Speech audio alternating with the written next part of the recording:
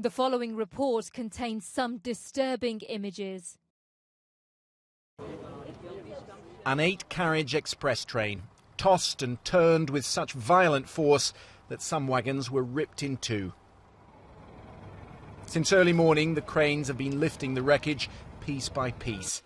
The investigators have begun their painstaking work, and already a theory is emerging.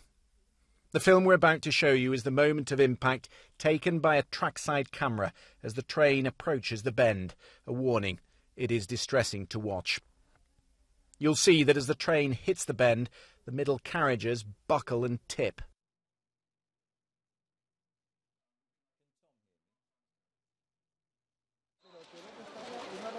Inside were 218 passengers. Some were thrown out of the train as it hit the retaining wall. Their bodies were covered with blankets last night as firemen began a desperate search for survivors, smoke still pouring from one of the upturned carriages. The train was going very fast and it derailed as it was going around the corner. It's a disaster. I was very lucky we survived. I don't know how many dead there are, but there are many.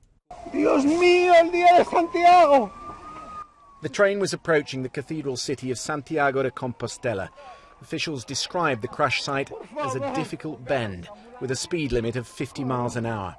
But local reports say when the trapped driver radioed his control room, he told them he'd been travelling at 120. The service was running 5 minutes late, fueling one theory: they were trying to make up time. 131 survivors were transferred to the local hospitals. Jose Diaz from Cadiz told me he was searching for 2 friends. 3 others from the same group are dead. I'm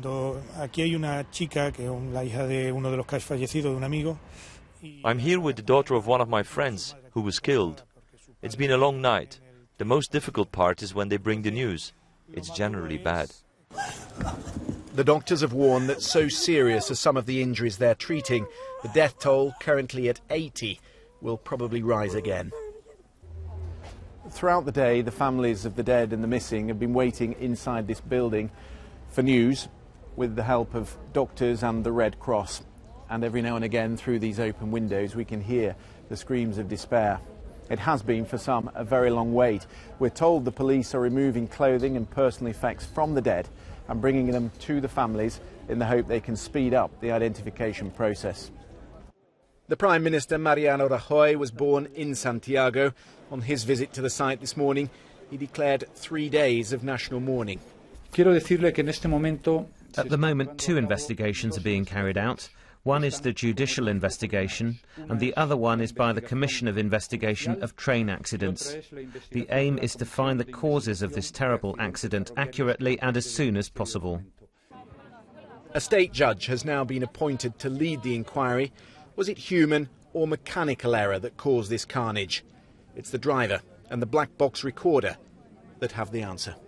Christian Fraser, BBC News, Santiago de Compostela.